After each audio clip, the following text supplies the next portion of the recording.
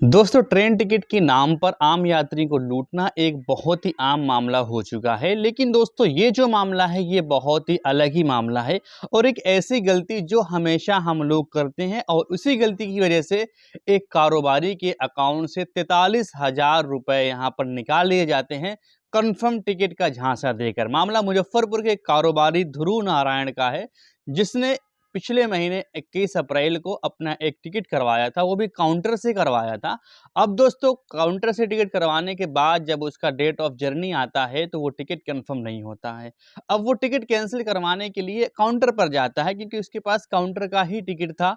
तो अब दोस्तों यहाँ तक तो सब कुछ नॉर्मल चल रहा था, लेकिन अब इसके बाद मामले में ट्विस्ट आता है और ट्विस्ट कुछ ऐसा होता है कि रेलवे स्टेशन खचाखच भरा होता है, लाइन बहुत लंबी होती है और काउंटर में नंबर आने का टाइम बहुत होता है।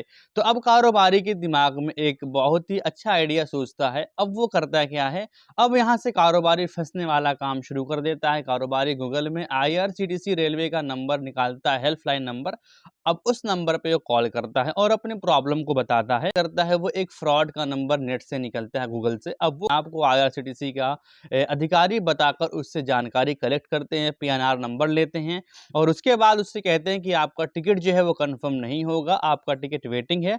अगर आपको रिफंड चाहिए तो हमें अपने अकाउंट्स का डिटेल्स दो। अब दोस्तों कारोबारी बगैर कुछ सोचे समझे अपने अकाउंट्स का डिटेल्स उनको दे देता है।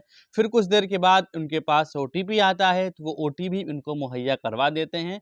अब उसके बाद दोस्तों कुछ ही सेकंड्स के बाद उनके अकाउंट से 3 बड़े-बड़े ट्रांजैक्शन फ्लिपकार्ट के थ्रू होते हैं और उनके 2 अकाउंट से 43,000 रुपए डेबिट हो जाते हैं। ये देखकर कारोबारी सुन्न हो जाता है और तुरंत ही हेल्पलाइन नंबर पर कॉल करता है और अपनी शिकायत को दर्ज करवाता है। और जैसे ही कारोबारी 1930 पर अपनी शिकायत दर्ज करवाता है और अपने जो साक्ष्य हैं, वो फर्जी साक्ष्य जो एसएमएस आए थे, ओटीपी आया था, उन सभी को अपने नज़दीकी थाने में जाके अपने मुहैया दर्ज करवाता है। अब दोस्तों बात यहाँ पर ये आती है कि कारोबारी के अकाउंट मात्र कंफर्म टिकट के नाम पर 43,000 रुपए लूट लिए जाते हैं।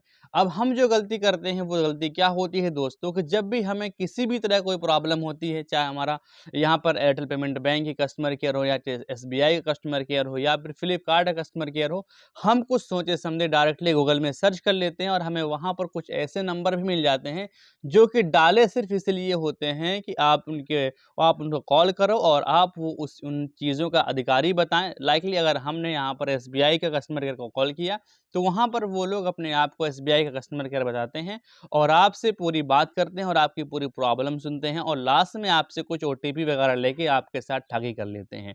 अब दोस्तों वही ये हाल हुआ है इस व्यापारी के साथ, जिसको काउंटर से टिकट कैंसिल करना था, लेकिन उसने थोड़ा-सा दिमाग लगाकर ये सोचा कि मैं अपने पीएनआर को वहाँ से कैंसिल करवा दूँ ऑनलाइन और मैं रिफंड रिसीव कर लूँगा काउंटर से। लेकिन यहाँ पर थोड़ी-सी मिस्टेक की वजह से उसने, क्योंकि नंबर जो है वो निकाला था गूगल से, गूगल में कोई भी नंबर भी अपना डलवा सकता है। जो फ्रॉड लोग होते हैं वो ये चीज़ें करने में माहिर होते हैं। दोस्तों इन चीज़ों से आपको बहुत ही बचने की ज़रूरत है। जब भी आपको किसी भी कस्टमर केयर कॉल करनी हो तो आप उनकी ऑफ़िशियल वेबसाइट के अंदर जाकर नंबर निकाल सकते हैं। अगर आपको आईआरसीटीसी के लिए कॉल करनी हो तो आप आईआरसीटीसी ऐप के अंदर से कॉन्टैक्ट अस में जाकर नंबर निकाल सकते हैं। लेकिन ये ध्यान दें, जब किसी को भी आप कस्टमर केयर को कॉल करते हैं तो किसी भी तरह की आप ओटीपी और किसी भी तरह का अपना बैंक डिटेल्स ना दें, क्योंकि दोस्तों इन दिनों ये चीज़ें आम बात हो चुकी हैं और लोगों के साथ रोज़ फ्रॉड हो रहा है।